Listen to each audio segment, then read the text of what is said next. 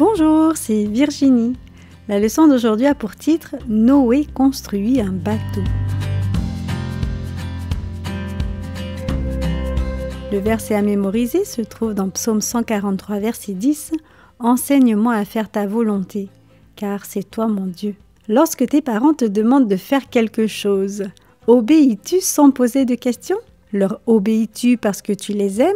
Dieu demanda à Noé de construire un grand bateau. Il aurait pu refuser. Que fit-il?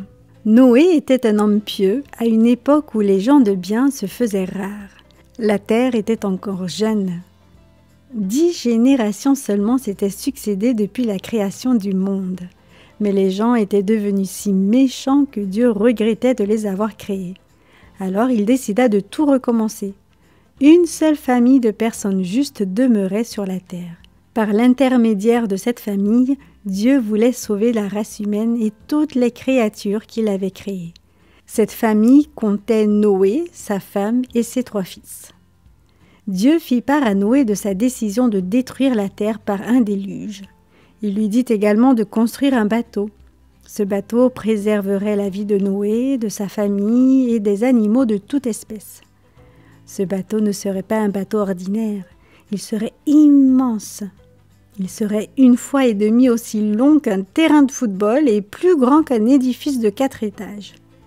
Dieu donna à Noé des instructions très précises et le patriarche se mit au travail.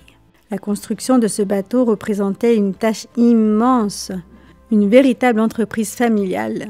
En fait, l'idée de la compagnie de construction de Noé courait dans la famille depuis déjà fort longtemps. Enoch, l'arrière-grand-père de Noé, était un homme juste. Il n'était pas passé par la mort car Dieu l'avait pris au ciel. Dieu avait confié à Enoch son plan de détruire la terre par un déluge. Enoch avait transmis à sa famille son héritage de piété. Il avertit également son fils Métusélah du déluge à venir. Métusélah, à son tour, transmit cet avertissement à ses fils et à son petit-fils, Noé. Noé avait 3 fils, Sem, Cham et Japhet. Il y avait donc une famille de justes, un petit groupe de personnes pieuses qui vivaient encore sur la terre. Ensemble, ils aidèrent Noé à construire l'arche. Ce grand bateau devait sauver la race humaine et les créatures que Dieu avait créées. Quelle impressionnante responsabilité! Noé et ses fils, ses oncles et son grand-père étaient des êtres humains. Pendant les 120 années que dura la construction, il y eut probablement quelques accrochages. Mais ils partageaient un but important. Ils avaient un immense projet à terminer. Ils devaient travailler ensemble à la réalisation du plan de Dieu. Ils devaient mettre de côté leurs différences pour obéir à la volonté divine. Dieu emmena Enoch au ciel avant la fin des travaux. Et les autres parents de Noé moururent. Seul Noé et sa famille restèrent. On ne te demandera jamais de construire un grand bateau. On ne te demandera jamais d'aider à sauver le monde d'un grand déluge. Mais aujourd'hui encore, Dieu veut que son peuple fasse ce qu'il demande. Il veut encore aujourd'hui que ses enfants travaillent ensemble à accomplir sa volonté.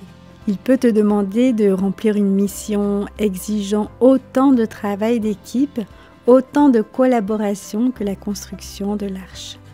Dieu veut encore aujourd'hui que nous fassions sa volonté.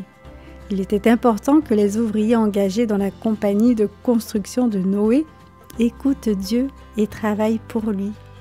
Il en est de même pour nous aujourd'hui.